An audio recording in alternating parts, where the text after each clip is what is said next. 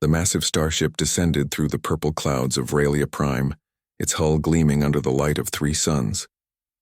Inside the diplomatic transport, Ambassador Teo stood at the observation window, watching the alien capital city grow larger below. Towers of crystalline metal stretched toward the sky, and flying vehicles moved between them like schools of fish. He had seen many alien worlds in his 15 years of diplomatic service, but nothing quite like this. "First time seeing of Raelian City?" asked Yunji, the mission's chief linguist. She was studying her data pad, reviewing cultural protocols for what seemed like the 100th time. "First time being invited to one," Teo replied. He was a tall man by human standards, with graying hair at his temples and steady eyes that had seen their share of conflict before he became a diplomat. "I still don't understand why we're here." Doyen, their security officer, snorted from his seat. "Political courtesy. They invited every spacefaring species within 50 light years. We're just checking a box on their list." The communication panel chimed. A Raelian face appeared on the screen, all gleaming scales and 4 golden eyes. The translator struggled for a moment before the alien's words came through. "Human vessel, you are cleared for landing. Proceed to Diplomatic Platform 7. You will be escorted to your quarters." "Understood," Teo responded. "We appreciate the hospitality." The Vralian's expression was difficult to read, but something in the tilt of its head suggested amusement. "Do not expect too much, human. You are far from the only guests." The screen went dark. Yunji looked up from her pad. "That was rude." "That was honest," Teo corrected. "We're the new species on the block. We've been in space for less than a century. They've been exploring the stars for thousands of years." The ship touched down with barely a tremor. As the boarding ramp extended, they got their first real look at Raelia Prime. The air was warm and smelled of something like cinnamon mixed with ozone. The gravity was slightly heavier than Earth's, noticeable but not uncomfortable. And everywhere they looked, there were aliens.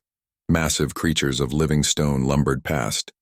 Beings that looked like they were made of liquid light floated above the ground. Small furry creatures with 6 legs scurried between the legs of taller species. And of course, there were Vralians. They were everywhere, standing 7 feet tall with their iridescent scales catching the light. Each one had 4 arms, and they moved with a grace that seemed impossible for creatures so large.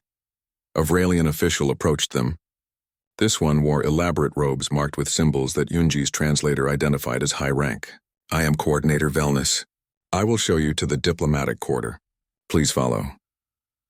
They walked through wide corridors filled with representatives from dozens of worlds. Teo noticed how the other species gave them curious looks. Some seemed amused. Others appeared indifferent. A few looked almost dismissive. "Why are we really here?" Doyen muttered quietly. "This feels like more than just a diplomatic meeting." Velnus's head turned slightly. Teo realized the Vralian had heard despite the low volume. Their hearing was clearly exceptional. "You have not been told? Queen Lixera is choosing a mate. This is the grand selection ceremony. It happens perhaps once every century or two." Yunji's eyes widened. "A mate? You mean like a marriage?" "Similar, but more," Velnus said. "The Queen's choice will shape the future of the royal bloodline and the Empire's direction for generations. Every advanced species has sent their finest representatives. Warriors, scholars, nobles. The competition will be intense, but humans weren't invited to compete, right?" Doyen asked. "We're just observers?" Velnus made a sound that might have been a laugh. "You are invited to witness, yes. As for competing?" The Vralian's 4 eyes swept over them. "That would be unlikely." They reached their quarters, which were comfortable but clearly smaller and simpler than the suites given to other delegations. Through the window they could see the grand hall where the ceremony would take place. It was enormous, built to hold thousands. Over the next 2 days they attended preliminary gatherings and diplomatic receptions. Teo met representatives from species he had only read about. The Crothians were massive warriors made of living stone, each one able to lift several tons with ease. The Silthene were lightning-fast beings who could move faster than the human eye could track. The Ethrin were telepaths who communicated by thought alone, and then there were the candidates themselves. Over 200 of them from 40 different species. Each one was impressive in their own way. They demonstrated their strength, their intelligence, their strategic thinking. They were the best their worlds had to offer. Teo felt increasingly out of place. Humans had nothing to match these beings. No natural armor, no psychic powers, no incredible strength or speed. Just intelligence, adaptability, and stubbornness. On the third evening, Queen Lixera herself made an appearance at a diplomatic reception. The entire hall fell silent when she entered. She was taller than the other Vralians, her scales a deeper shade of blue that seemed to shimmer with inner light. She wore minimal decoration, but she needed none. Her presence alone commanded attention. She moved through the hall, speaking briefly with each delegation. The candidate stood straighter when she approached, trying to impress her. The other diplomats bowed deeply and offered practiced compliments. When she reached the human delegation, Tayo found himself looking directly into her 4 golden eyes. Up close he could see intelligence there and something else. Weariness, perhaps, or loneliness. "Ambassador Tayo of Earth," she said. Her voice was deep and resonant. "Your species is new to the galactic community. What do you think of what you have seen?" Most diplomats would have offered flattery, would have spoken of how impressed they were, how honored to be included. Tayo had never been good at that kind of talk. "I think everyone here is trying very hard to impress you, Your Majesty," he said honestly. "And I think that must be exhausting." Several nearby aliens made shocked sounds. Unji tensed beside him, but Queen Lixera's expression changed slightly. "Was that amusement? You do not try to impress me?" she asked. "I wouldn't know how," Tayo admitted. "I'm a diplomat, not a warrior or a noble. I'm here to observe and learn, not to compete." "And yet you carry yourself differently than the others," the Queen observed. "There is confidence without arrogance." Why is that? Tayo thought about it. "Perhaps because I know what I am and what I'm not. I'm not the strongest or the fastest or the smartest being in this room, but I'm good at what I do." "That's enough." The Queen studied him for a long moment.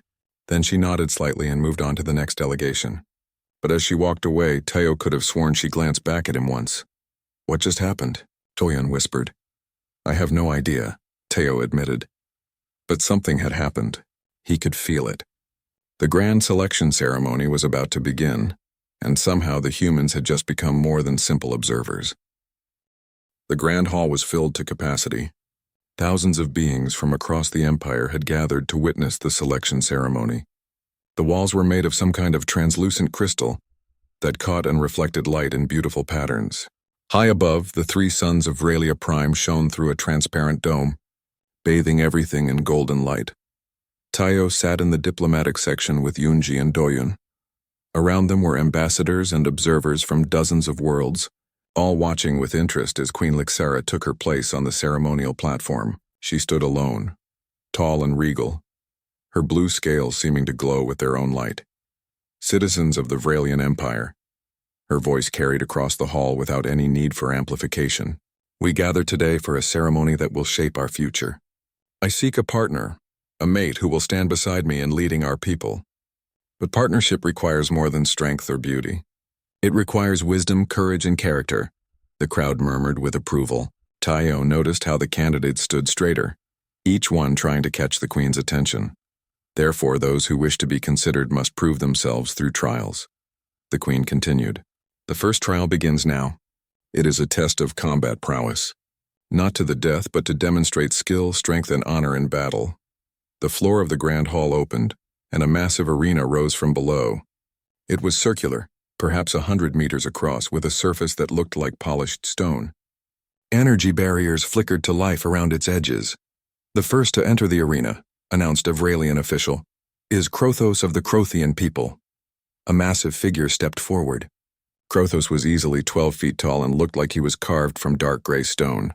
His arms were thick as tree trunks and his eyes glowed with a faint red light. The crowd cheered as he entered the arena. His opponent was a Silthene warrior, slim and fast, covered in silver scales that seemed to ripple like water. The moment the match began, the Silthene moved in a blur of speed, striking at Krothos from multiple angles. But the Krothian was unmoved.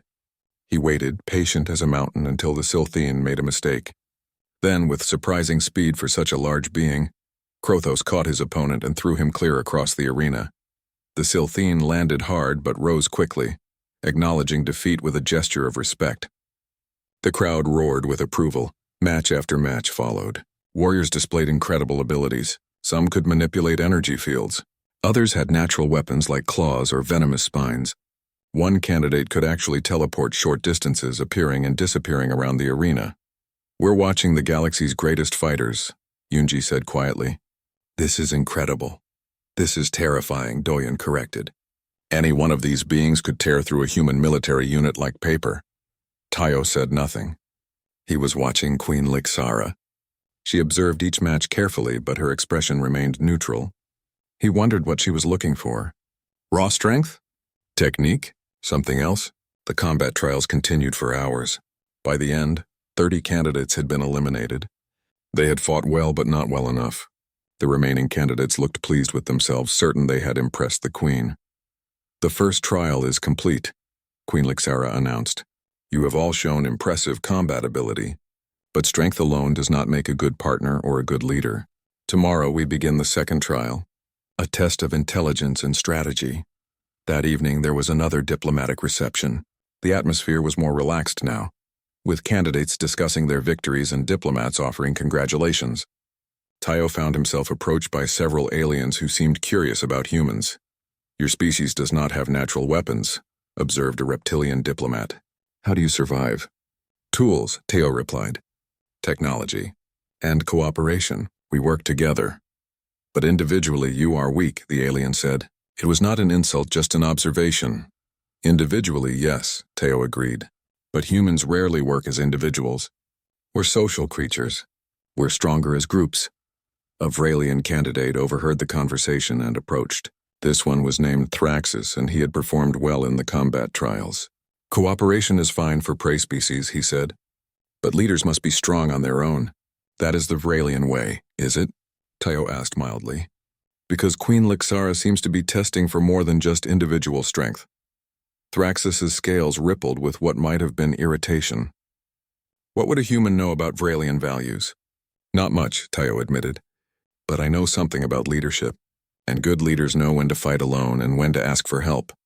Before Thraxus could respond, Queen Lixara herself appeared nearby. She had been speaking with another group, but must have overheard their conversation. She looked at Tayo with what seemed like interest. You have thoughts on leadership, Ambassador? She asked. Tayo felt every eye in the area turn toward him. He chose his words carefully. Only that the best leaders I've known were those who understood their own limitations. They surrounded themselves with people who could do what they could not. That sounds like weakness, Thraxus muttered. It sounds like wisdom, the Queen said quietly, her four eyes fixed on the Vralian candidate. True strength is knowing when to rely on others. False strength is pretending you need no one. Thraxus bowed his head, properly chastised. The Queen turned back to Tayo. Your species has an interesting history, Ambassador. We have studied your people. You have been to the edge of self-destruction multiple times, yet you survived. How? We learned to talk to each other, Tayo said. We learned that our differences could make us stronger instead of weaker. It took time. We made many mistakes, but we're still learning. Fascinating, the Queen murmured. She looked as if she wanted to say more, but a group of noble Vralians approached, requesting her attention. She nodded to Tayo before moving away. Did that just happen? Doyen asked quietly. Did the Queen just defend you against one of her own candidates? I think she was making a point, Yunji said thoughtfully, about what she values in a leader. The next morning, the second trial began. This time there was no arena. Instead, candidates were taken to a simulation chamber. The trial was explained by a Vralian official. Each candidate would face a complex scenario involving multiple factions with conflicting interests. They had to resolve the situation using whatever means they chose. The simulation would track their decisions and outcomes. Tayo and the other observers watched the results on large display screens. They could see each candidate's approach. Most relied on force or intimidation. The Crothian candidate threatened military action until the factions complied. A telepathic candidate manipulated minds to create agreement. A technological genius candidate used superior weapons to force cooperation. All of them were effective in their own way. But Tayo noticed something. The simulated populations complied, but they did not seem happy. They obeyed because they had no choice, not because they believed in the solutions. One candidate took a different approach. She was from a species called the Nethran, beings who lived in methane atmospheres and communicated through color changes in their skin. She spent more time listening to each faction's concerns. Her solution took longer to implement, but the simulated population seemed more accepting of the results. Queen Lixara watched all of this in silence. When the trial ended, she thanked all the candidates but announced no winners. Both strength and wisdom have been demonstrated, she said. But we are not finished. There will be more trials. As the crowd dispersed, Teo found himself thinking about what he had seen. These beings were all impressive. They had abilities humans could only dream of. But something felt missing from their approaches. Something human that he could not quite name. He did not yet know that Queen Lixara was thinking the exact same thing, or that she was about to do something that would shock her entire empire. Unji could not sleep. It was the middle of the night cycle on Vralia Prime, but her mind was too active. She sat in their quarters scrolling through databases of Vralian history and culture. The more she read, the more interested she became. Still up? Tayo emerged from his room wearing a simple robe. You should rest. I found something, Yunji said, gesturing to her display. Look at this. The selection ceremony is not just about finding a strong mate. According to historical records, the Vralians chose their leaders based on something they call adaptive strength. It means more than just physical power.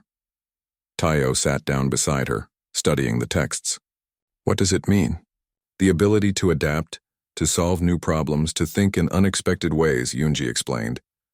The Vralians became the dominant species in this region, not just because they were strong, but because they could adapt faster than anyone else. They changed their tactics, their technology, their thinking. But looking at these candidates, they all seem to rely on their natural advantages, Teo observed. The strong ones use strength. The fast ones use speed. The telepaths use mind control. Exactly, Yunji said excitedly. Maybe that is why the Queen seems unsatisfied. She is looking for something different. Something that reminds her species of what made them great in the first place. Teo thought about this. Adaptability. That is something humans understand. We had to adapt just to survive on Earth. We still do, Yunji agreed. Every time we face a new challenge, we find a new way to deal with it. The next day brought a surprise. There were no official trials scheduled, but Queen Lixara had announced she would be available in the palace gardens for informal conversations with any candidates or diplomats who wished to speak with her. It was unusual, breaking from the formal structure of the ceremony. The gardens were beautiful, filled with plants from dozens of worlds. Some glowed with bioluminescence. Others seemed to move and sway even though there was no wind. Water features created musical sounds as liquid flowed over crystalline structures. Many candidates tried to arrange time with the Queen, but she seemed to choose her own conversation partners. Tayo was surprised when a palace attendant approached him. The Queen requests your presence, Ambassador. Doyun looked alarmed. Should I come with you? The invitation is for the ambassador alone, the attendant said. Teo followed the attendant through the gardens to a quiet area surrounded by flowering plants that smelled like Earth's jasmine. Queen Lixara sat on a bench looking almost relaxed. It was strange to see her without the formal atmosphere of the grand hall. Ambassador Tayo, she greeted him. Please sit. I wanted to speak with you privately. He sat, keeping a respectful distance. I am honored, Your Majesty, though I admit I am curious why you wish to speak with me. You are honest, she said. Most beings tell me what they think I want to hear. You simply tell me what you think. It is refreshing. I was never very good at fancy diplomatic language, Tayo admitted. My superiors on Earth sometimes find it frustrating. The Queen made a sound that might have been a laugh. Tell me about your world, Ambassador. Not the official reports. Tell me what it is truly like, so Tayo talked. He told her about Earth's oceans and mountains. He described cities filled with millions of humans, all living together despite their differences. He talked about art and music, about conflicts and cooperation, about humanity's struggles and triumphs. Your species has only been in space for a short time, the Queen observed. Yet you have already made contact with dozens of alien civilizations. Are you not afraid? Terrified, Teo said honestly. We know we are not the strongest or the smartest, but we also know that hiding achieves nothing. We have to try to understand the galaxy we live in. Even when that galaxy sees you as inferior, especially then, Teo replied.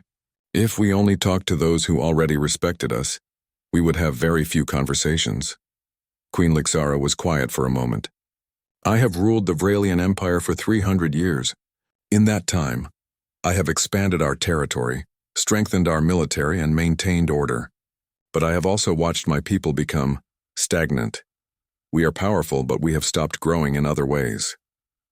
Growth is uncomfortable, Tayo said. It means admitting you do not have all the answers. Yes, the Queen agreed. And my people prefer certainty. They like knowing they are the strongest, the most advanced. They do not like questions that challenge that belief. Tayo understood suddenly why she had called him here. You want to change things. I want my people to remember that strength alone is not enough, she said. That true power comes from the ability to adapt, to learn, to grow. But I cannot do it alone. A ruler needs partners who will support that vision. Is that what this selection ceremony is really about? Tayo asked. Finding someone who will help you change the empire?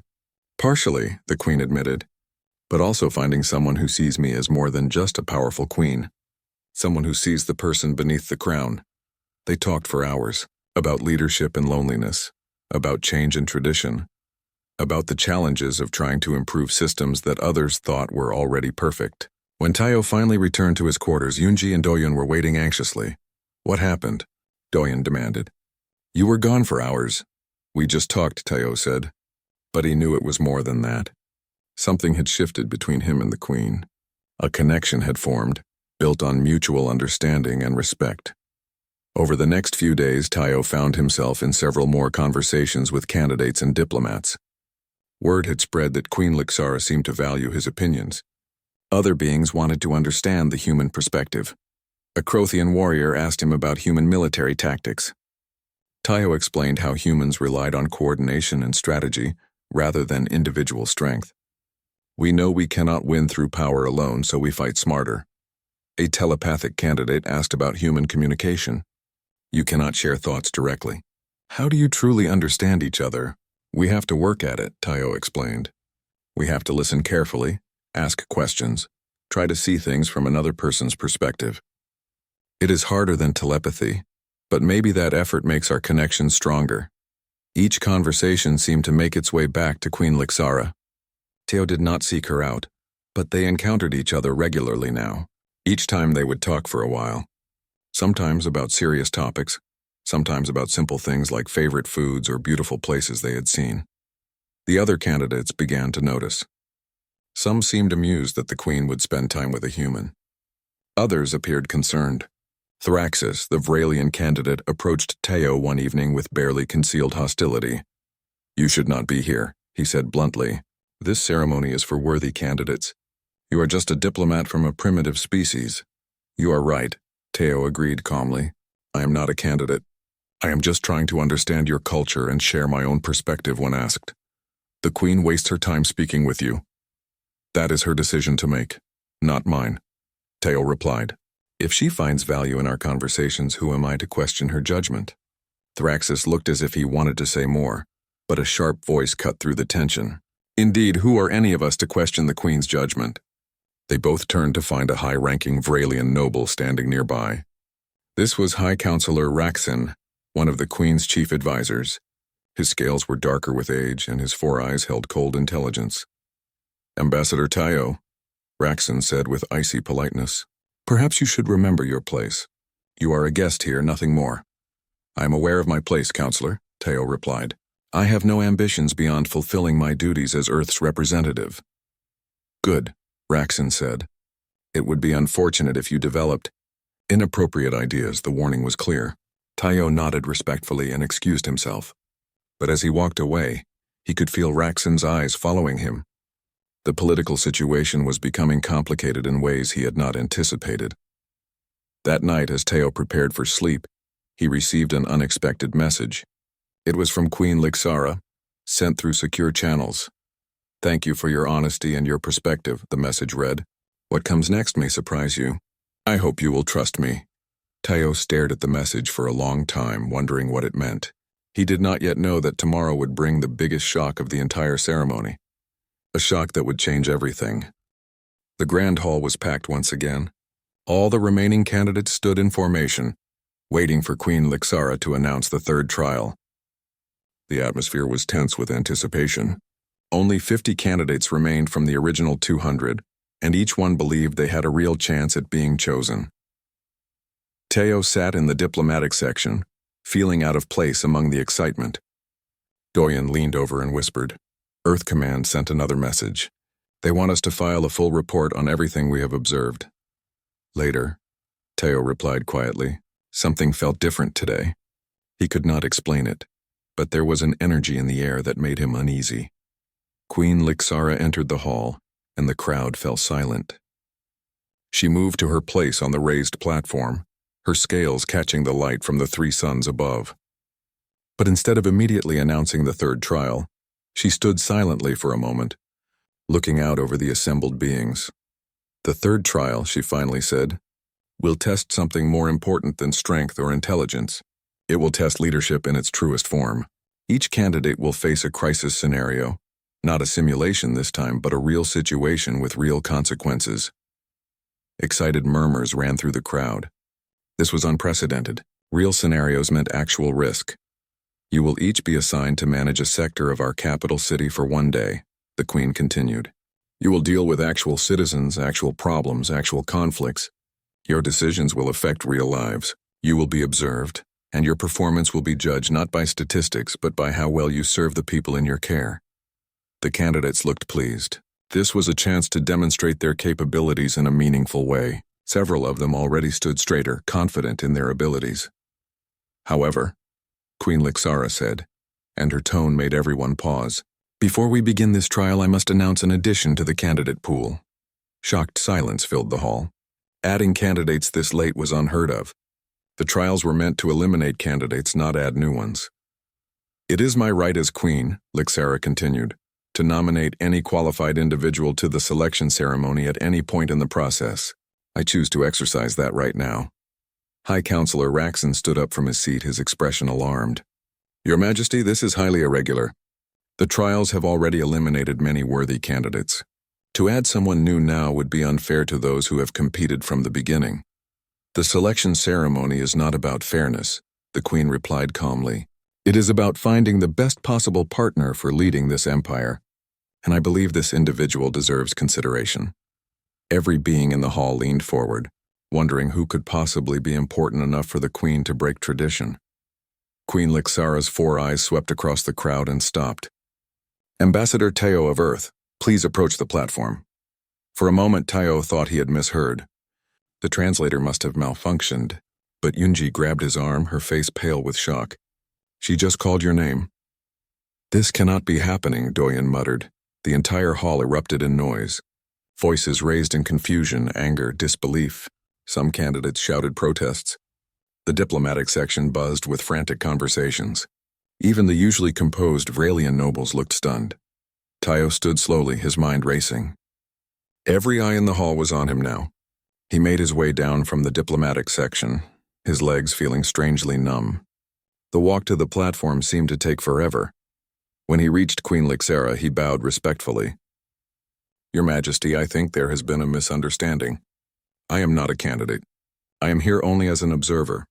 You were an observer, the Queen corrected. Now you are a candidate. That is, if you accept the nomination.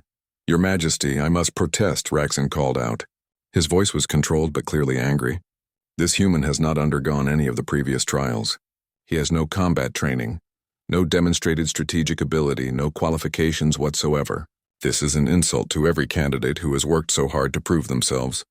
Other voices joined in agreement. Thraxus stepped forward. The human is weak.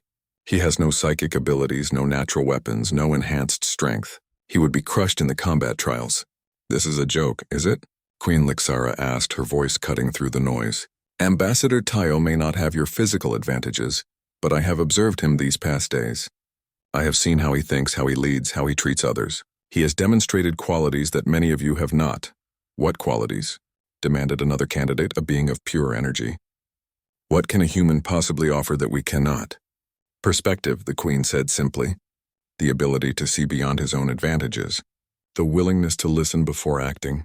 The courage to be honest even when it is uncomfortable. She turned to Teo. Will you accept the nomination, Ambassador? Teo looked at her, trying to understand what she was really asking. This was not just about the selection ceremony.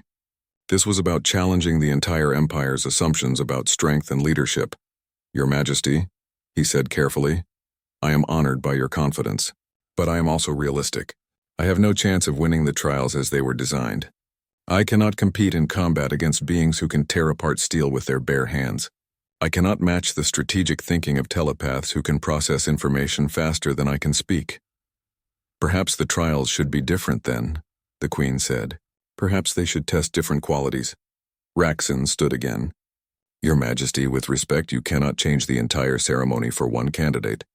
The trials have been traditional for centuries. Traditions change, Lixara replied. Or they should. My question stands, Ambassador. Will you accept? Tayo thought about his mission, about Earth, about the political implications. He thought about Yunji and Doyen watching from the diplomatic section, probably terrified. He thought about what his superiors would say when they heard about this. Then he thought about his conversation with the Queen in the garden, about her desire to challenge her people, to make them grow beyond their comfortable assumptions, about how change required someone to take the first uncomfortable step. I accept, he said. The hall exploded in chaos. Candidates shouted in outrage. Diplomats from other species looked shocked or confused. The Vralian nobles appeared torn between respect for their queen's authority and horror at her choice. Queen Lixara raised her hand, and her psychic presence filled the hall, demanding silence. The noise died down, though the tension remained. The third trial will begin tomorrow, she announced. All candidates, including Ambassador Teo, will participate. You will each be assigned a sector of the city. You will govern it for one day. That is all. She turned and left the platform, leaving Teo standing there alone. He made his way back to the diplomatic section through a crowd that now looked at him with a mix of emotions. Some seemed curious. Many appeared hostile. A few looked almost pitying, as if he had just signed up for public humiliation. Yunji and Doyen rushed to him the moment he sat down. Are you insane? Doyen said. Do you have any idea what you just agreed to? No, Tayo admitted.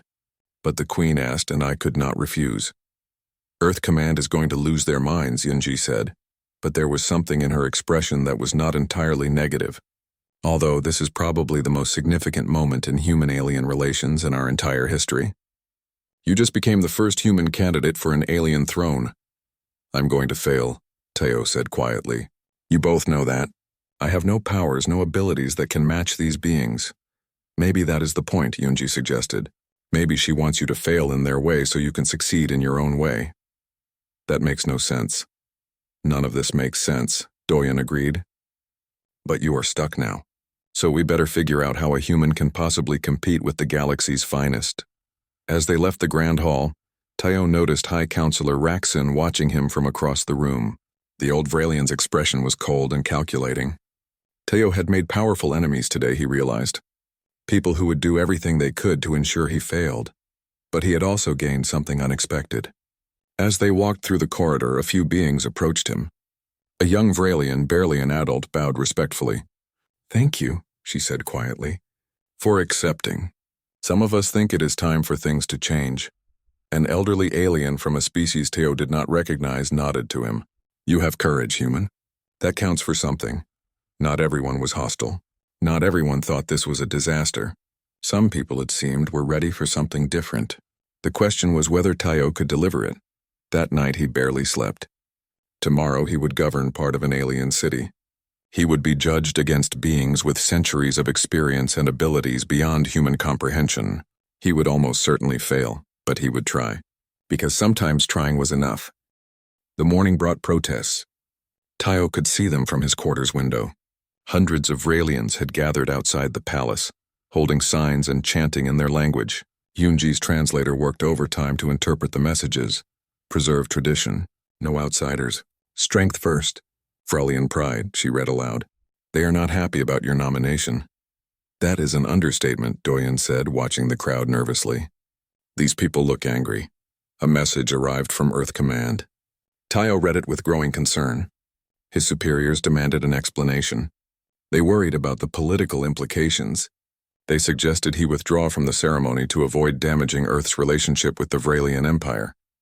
They want me to quit, Tayo said quietly. Will you? Yunji asked. Tayo thought about it. The smart move was to withdraw. Apologize for the misunderstanding, step back, let things return to normal. But he remembered the Queen's words. Change required someone to take the first step. No, he decided. I accepted the nomination. I cannot back out now. He sent his response to Earth Command knowing they would not be pleased. Then he prepared for the trial, wearing simple human clothing rather than any diplomatic uniform. If he was going to fail, he would fail as himself. The Grand Hall was quieter today, but still tense. The remaining candidates gathered, each one receiving their sector assignment. Tayo noticed how many of them avoided looking at him. He was an outsider who had broken into their competition. High Counselor Raxon addressed the assembled candidates. You will each govern your assigned sector for 1 full day. You will have access to local resources and personnel. Your decisions will be observed and recorded. The Queen herself will monitor all sectors through her psychic abilities. He turned to look directly at Tayo. Should any candidate prove themselves unable to handle the responsibilities, they will be removed from consideration immediately. The message was clear. Raxon expected Tayo to fail and was looking forward to it. Tayo's assigned sector was called the Silver District. It was a commercial and residential area with about 50,000 inhabitants. The district manager, a Vralian named Kelnus, met him at the administrative center. Kelnus made no effort to hide his displeasure. I was told to cooperate with the human candidate, Kelnus said flatly. So I will. But understand that this district has been managed by Vralians for 500 years. We know what we are doing. I understand, Tayo replied. I am not here to change everything. I just want to help where I can. Kelnus looked skeptical but handed him a data pad with information about the district. Current issues include a property dispute between 2 merchant families, a shortage of energy resources affecting the Eastern Quarter, and complaints about the new traffic control system. These are routine matters. Handle them however you wish. Tayo spent the first hour just walking through the district. Yunji and Doyun accompanied him, though they had no official role. The Silver District was beautiful, with buildings that seemed to grow organically from the ground covered in the same crystalline material as the Grand Hall. Markets bustled with activity. Vralians of all ages went about their business. But Tayo also noticed tensions. In one plaza, 2 groups of merchants were arguing loudly. In another area, residents complained to officials about the lack of power. Near the transport stations, people seemed frustrated with the new traffic patterns. These are real problems, Yunji observed. How are you supposed to solve them in 1 day? Maybe I am not supposed to solve everything, Tayo said.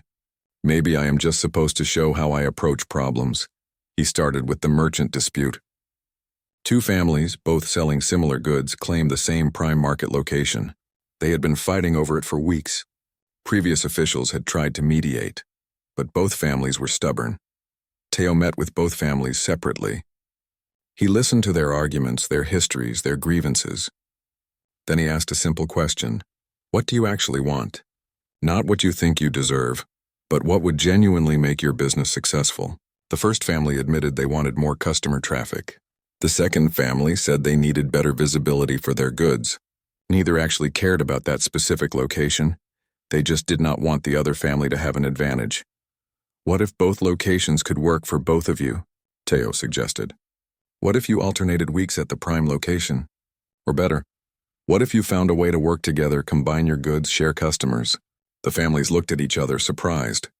They had been so focused on winning the dispute that they had never considered cooperation. After more discussion, they agreed to try sharing the space and seeing if their businesses could benefit from proximity rather than competition. News of this resolution spread quickly through the district.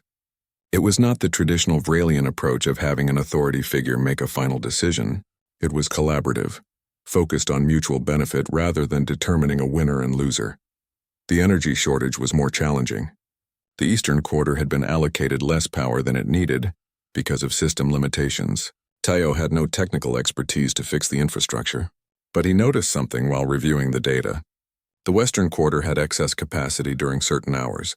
Can we shift the distribution timing? He asked the district engineers. Use the Western Quarter's excess during their low-demand periods to supplement the East during their peak needs. The engineers looked at each other. That would require reprogramming the distribution system. It has been set to equal allocation for decades. Would it work, though? Technically, yes. But it goes against standard procedure. What if we tried it for a week as an experiment? Tayo suggested. If it fails, you can go back to the old system. After some debate, the engineers agreed. Within hours, the Eastern Quarter had adequate power. Residents who had been complaining were suddenly satisfied. It was not a perfect solution, but it addressed the immediate need. The traffic control problem was the most interesting. The new system was more efficient by every metric, but people hated it. Teo spent time watching the traffic flow, talking to commuters, understanding their frustrations. The problem was not efficiency. It was predictability. The old system was slower but familiar. People knew their routes, knew the timing, could plan their days. The new system was faster but changed routing dynamically based on traffic patterns. People felt like they had lost control. Teo suggested a compromise. Keep the new system but add predictable, stable routes that never changed. Let people choose between the efficient dynamic routing or the slower but reliable stable routes. That reduces overall efficiency, a traffic official protested, but it gives people choice, Teo replied. Sometimes people value control over pure efficiency. By the end of the day, Teo was exhausted. He had not solved every problem in the Silver District, but he had made progress.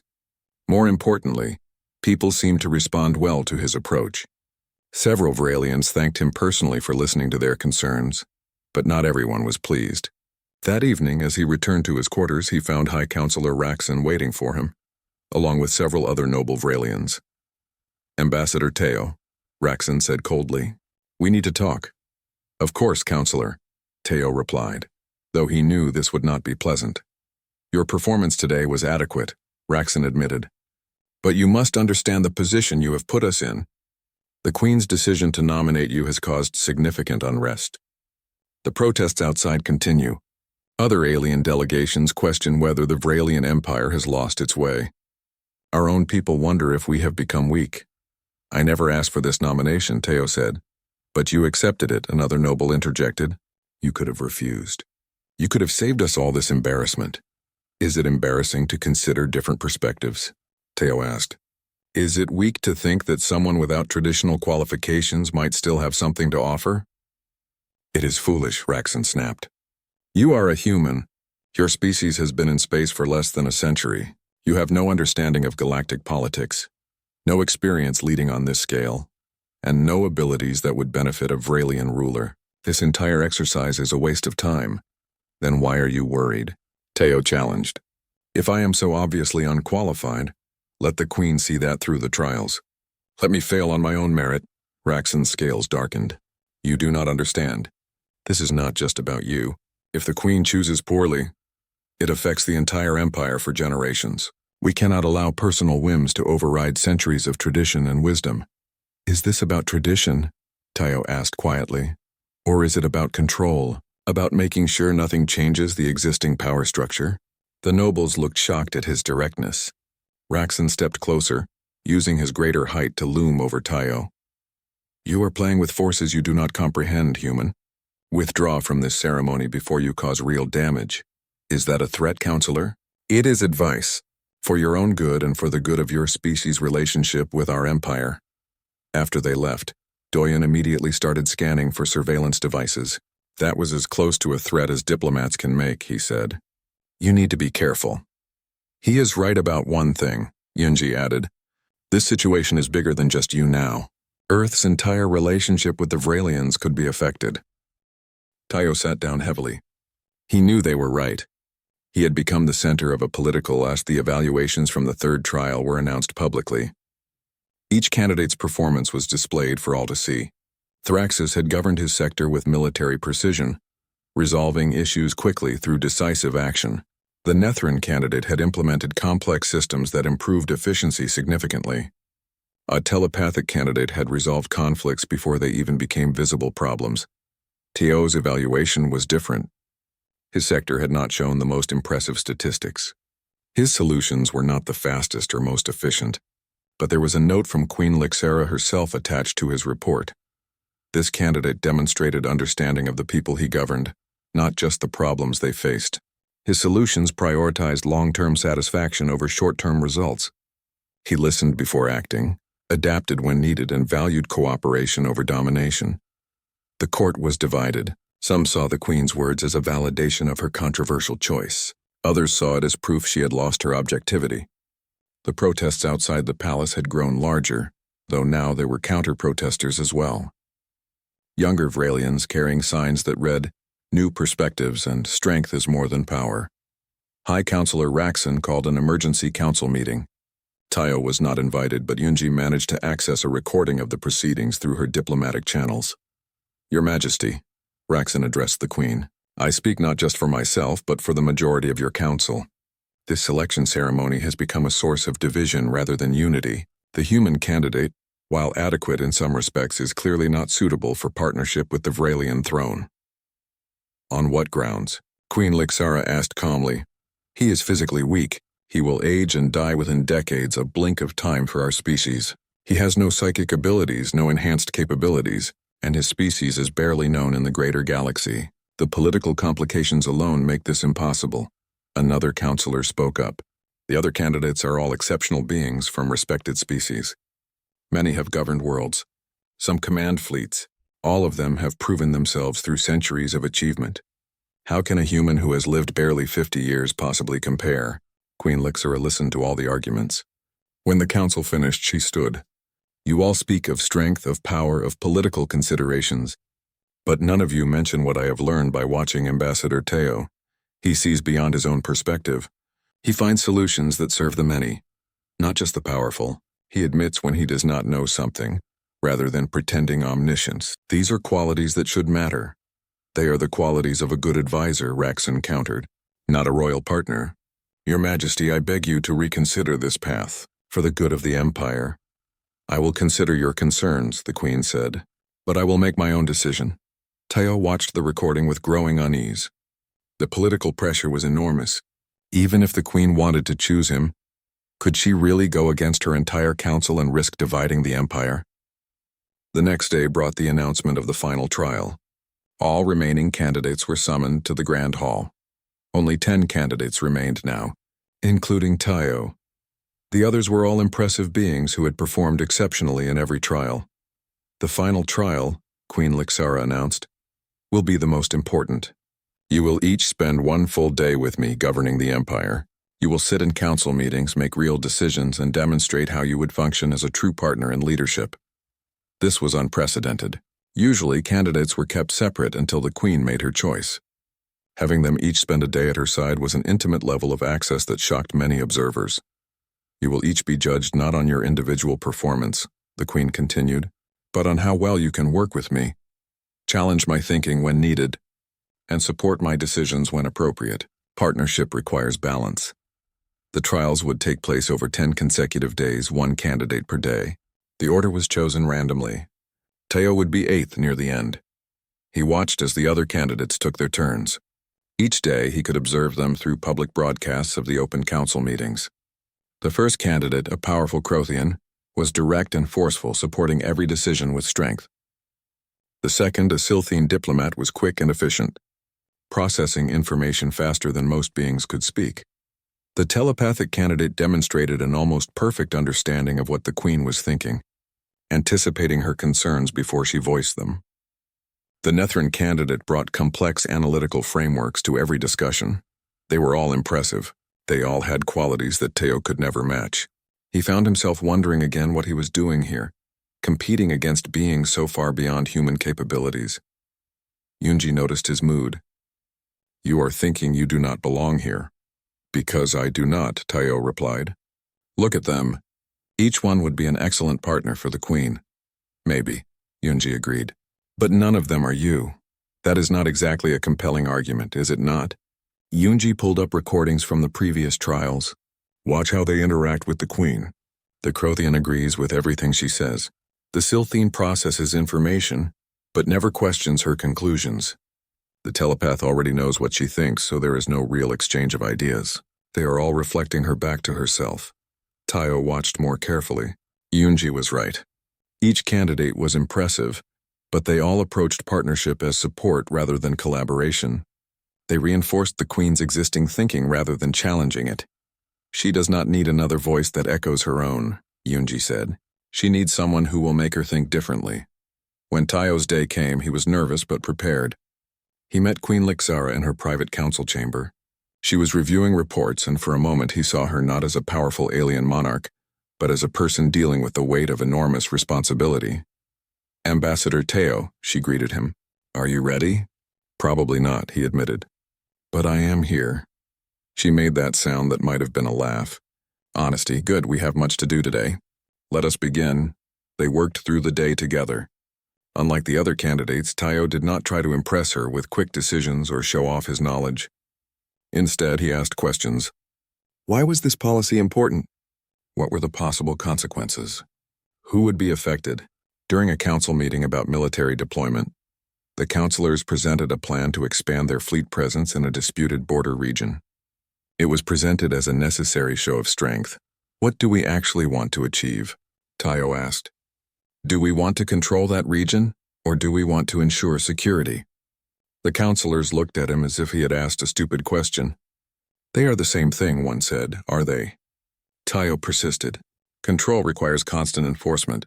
Security can sometimes be achieved through agreements and mutual interests. Has anyone tried talking to the species in that region about their concerns? Raxon spoke coldly. We do not negotiate from weakness. Is talking a sign of weakness? Tayo asked. Or is refusing to talk a sign of inflexibility? The Queen had been listening quietly. Ambassador Tayo raises a valid point. Before we commit resources to military presence, let us explore whether diplomatic solutions exist. It costs us nothing to try. Raxon looked furious but could not argue against the Queen's direct instruction. Later, they reviewed citizen petitions. Most were routine matters that administrators could handle. But Tayo noticed one that the Queen had marked as low priority. It was from a small community requesting funds to preserve historical sites. Why is this low priority? He asked. Limited budget, the Queen explained. We must focus on essential services. But what makes people value their society? Tayo asked. Is it just efficient services, or is it also connection to their history and culture? Sometimes the small things that seem unnecessary are what make life worth living. The Queen studied him for a long moment. Then she changed the petition's priority level. You are right. I had forgotten to consider value beyond pure utility. Throughout the day, Tayo did not always agree with the Queen. Several times he respectfully challenged her thinking, but he also supported her when he thought she was right, and he helped refine her ideas when they could be improved. During a private moment between meetings, the Queen spoke candidly. The others tried to show me how well they could serve. You are trying to show me how we could work together. Do you see the difference? Partnership should not mean one person following the other, Tayo said. It means two people creating something better than either could alone. Yes, the Queen said quietly. That is exactly what I have been looking for. At the end of the day, as Tayo prepared to leave, the Queen stopped him. Thank you, Ambassador. You gave me something the others did not. What is that, Your Majesty? Challenge, she replied, growth. The feeling that choosing you would make me a better leader, not just a more supported one. Tayo returned to his quarters emotionally exhausted. Doyen reported that the protests had continued but were becoming more mixed. Some Vralians were starting to see value in the Queen's unconventional approach. You did well today, Yunji said. The broadcast showed a real partnership between you two. The council hates me even more now, Tayo observed. Yes, Yunji agreed. The Grand Hall had never been so crowded. Every seat was filled. Citizens stood in the aisles. Representatives from dozens of alien species watched from their sections. News feeds from across the Empire were broadcasting live. Everyone wanted to witness Queen Lixara's choice. Tayo sat in the diplomatic section trying to remain calm. Beside him, Yunji reviewed her notes one last time, while Doyun kept scanning the crowd nervously. The 10 final candidates stood in a line below the Queen's platform, each one representing the finest their species had to offer. High Counselor Raxon stood to address the hall. Citizens of the Vralian Empire, honored guests from across the galaxy. Today marks the conclusion of the grand selection ceremony. Queen Lixara will choose her mate, and in doing so shape the future of our empire. The crowd murmured with anticipation. Raxon continued. The candidates have proven themselves through multiple trials. Each one has demonstrated strength, intelligence, and leadership.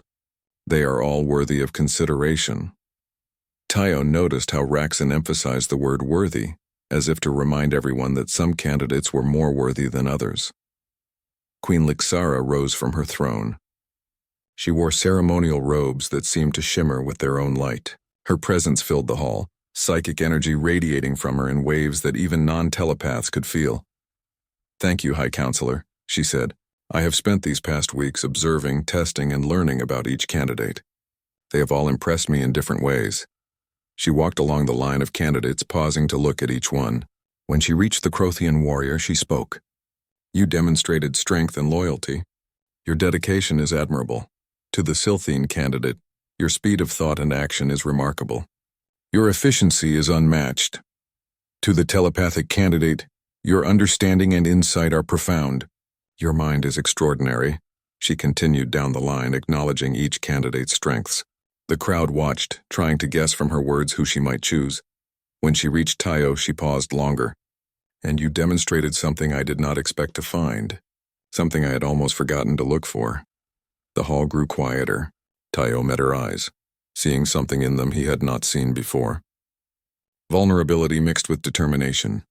Queen Lixara returned to her platform. I have ruled the Vralian Empire for 300 years. In that time I have conquered worlds, expanded our territory, and maintained order across 17 star systems. I have done all of this through strength, through power, through the very qualities that define our species. Raxon nodded approvingly. This sounded like it was building toward a traditional choice. But I have also watched our empire become stagnant, the Queen continued. We are powerful, but we have stopped growing in ways that matter. We dominate, but we do not inspire. We command respect through fear, but we have forgotten how to earn it through understanding. The crowd stirred uneasily. This was not what they expected to hear. Each of these candidates is exceptional, the Queen said. Each would serve the Empire well in their own way. But I did not hold this selection ceremony to find someone who would serve. I held it to find someone who would challenge me, who would help me lead the Empire toward a future we have not yet imagined. High Counselor Raxon stood abruptly. Your Majesty, perhaps we should discuss this privately before you make any final decisions. Sit down, Counselor, the Queen said, her voice hard. I have listened to your concerns for weeks. I have considered every argument, weighed every consequence. Now you will listen to mine. Raxon sat, but his expression was dark. Queen Lixara's gaze swept across the hall. There is a human saying I learned recently. Insanity is doing the same thing over and over and expecting different results. For centuries, we Vralians have chosen strength, chosen power, chosen dominance, and we have gotten exactly what those choices produce. An empire that is strong but inflexible, powerful but isolated, respected but not trusted. Protests erupted from some sections of the hall. Others watched in shocked silence. I want something different, the Queen declared. I want an empire that grows not just in territory but in wisdom. That leads not just through force but through example. That shows the galaxy that true strength includes the courage to change. She extended her hand toward the line of candidates. Therefore, I choose Ambassador Tayo of Earth. For a moment, the hall was absolutely silent. Then it exploded. Shouts of outrage came from the Vralian noble section. Several candidates stormed from the hall immediately. Thraxis roared in fury before being restrained by guards. Other alien delegations began urgent communications with their homeworlds. The noise was deafening. Tayo sat frozen in his seat. This could not be real. She could not actually be choosing him. Ambassador Tayo, the Queen's voice cut through the chaos with psychic force. Please approach. On shaking legs, Tayo stood. Yunji grabbed his arm. Are you sure about this? She whispered urgently. No, he replied honestly, but I do not think I have a choice anymore. He walked down to the floor of the hall. The crowd parted for him, some faces showing rage, others curiosity, and a surprising number showing something like hope. When he reached the Queen, he bowed deeply. Stand, she commanded. Look at me as an equal. Tayo straightened and met her 4 golden eyes. Up close, he could see she was trembling slightly. This was costing her more than anyone knew. Do you understand what I am asking? She said quietly. Her voice meant only for him. I am asking you to stand beside me against an empire that does not want you. I am asking you to help lead a people who think you are weak. I am asking you to become a symbol of change that many will hate. I understand, Tayo replied, but I have a question. Why me, really? Because in all my years I have never met anyone who made me question my assumptions so completely, she said. You do not tell me what I want to hear. You tell me what I need to hear. You see solutions I would never consider. You make me want to be better than I am. That is what partnership should be. The hall had grown quieter, people straining to hear their conversation. Tayo took a deep breath. Then I accept your Majesty. Not because I think I am the best choice. Not because I believe I am qualified, but because I believe in what you are trying to do. And because I think maybe, just maybe, we can accomplish something important together. Queen Lixara took his hand in one of her four. It was an official gesture, binding in Vralian law. The selection ceremony was complete. High Counselor Raxon stood again. Your Majesty, I must formally protest this decision. The Council cannot support this choice. You are dividing the Empire. The Empire was already divided, the Queen replied, between those who cling to the past and those who are ready for the future. I have made my choice, Counselor. You must make yours. Will you serve the Empire you want or the Empire it can become? Raxon stood silent for a long moment. Then he bowed stiffly and sat down. It was not acceptance, but it was acknowledgement. Other reactions followed.